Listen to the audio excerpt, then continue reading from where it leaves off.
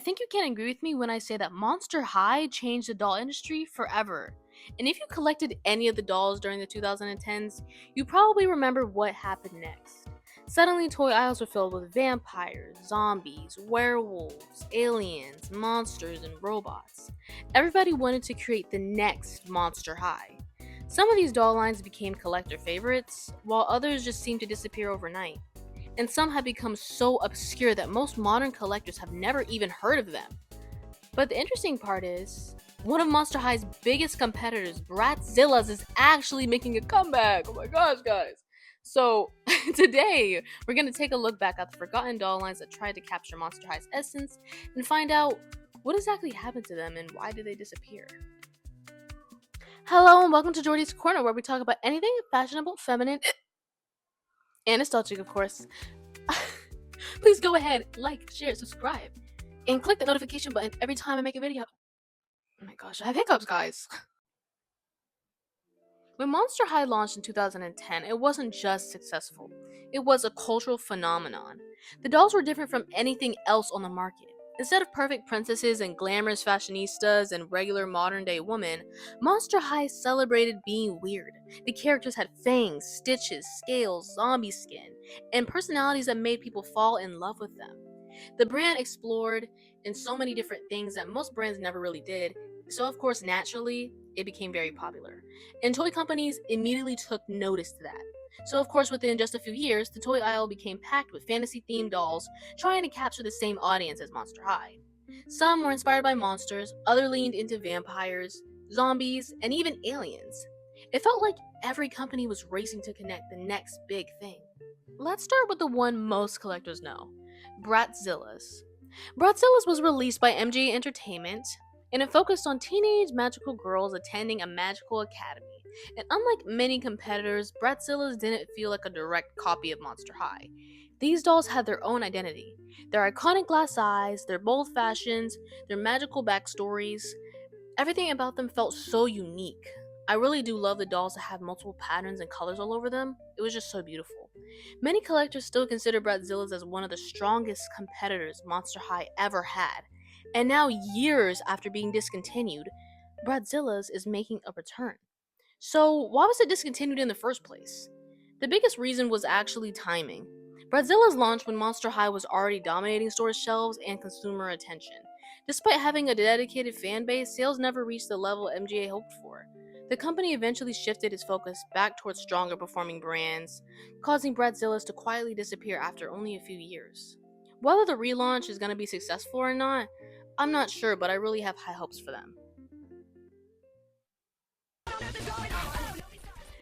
And then there was Novi Stars. And honestly, these might have been the most creative dolls released during the time. Instead of monsters or vampires, these dolls focused on aliens.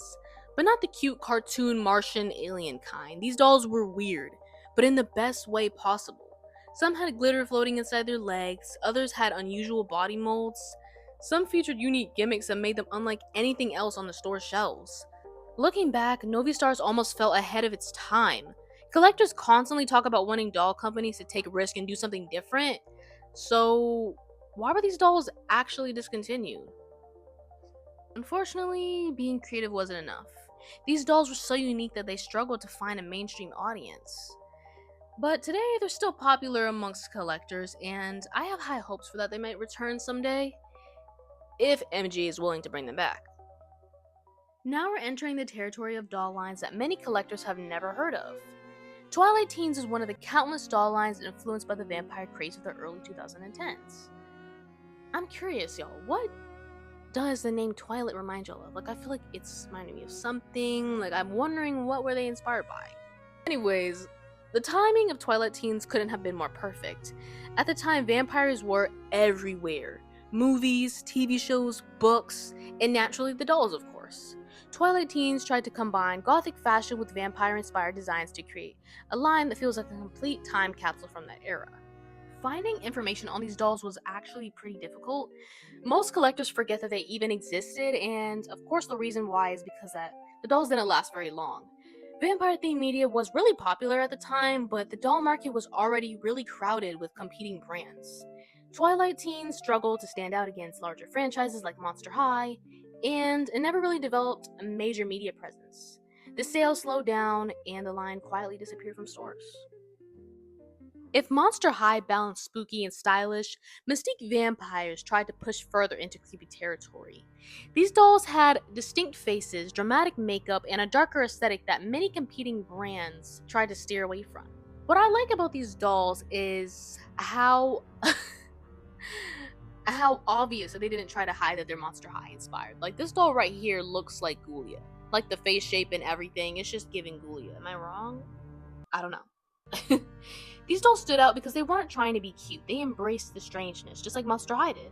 And while they never achieved mainstream success, they've developed a dedicated collector following over the years.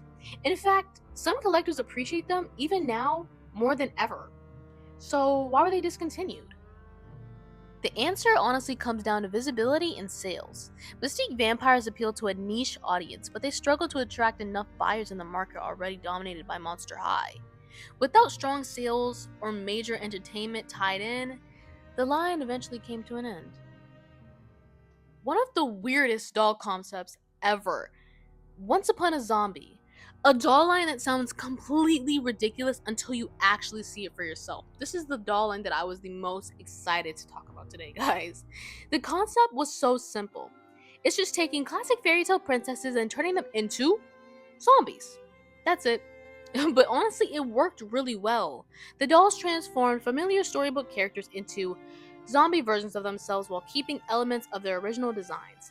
It was creative, it was weird, but it was also very on the edge and borderline of copyrights.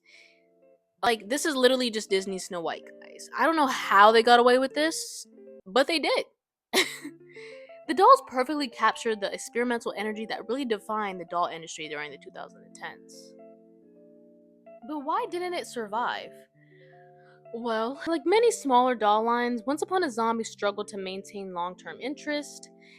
The concept was really eye-catching, but it didn't have the deep lore, movies, web series, or larger character roster needed to keep fans engaged year after year, especially demand faded and production ended.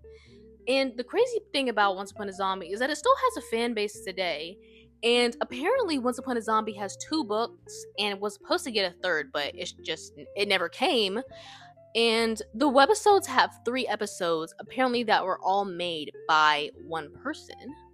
Which I don't know if that's true or not. But either way, there were just so many things that led up to Once Upon a Zombie's cancellation and discontinued. But I will say, out of all the dolls on this list, Once Upon a Zombie is the most interesting, and I will go as far to say that it is edgier than Monster High, and even darker in terms of looks. Honestly, I'm surprised that it was a children's brand. If it was made for adults, I feel like it would have had a better execution and maybe a bigger fan base. But unfortunately, that was not the case. Also, why did they make this? I don't like this Pinocchio. I don't like him. He's ugly. I'm terrified. Help. Looking back, the early 2010s might be one of the most fascinating doll periods. Monster High's success created an entire wave of fantasy fashion dolls.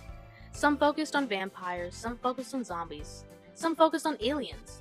And some were so strange that they probably never would have existed if Monster High hadn't proven that kids were ready for something different. Of course, most of these brands are gone now, but they're still remembered by collectors who grew up during the era.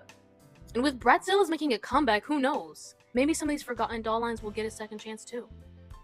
So let me know what you think in the comments. Which discontinued doll line do you miss the most? And if you could bring back one forgotten doll brand, which one would it be? Make sure to like, share, subscribe, and don't forget to comment, and I'll see you in the next one. Bye!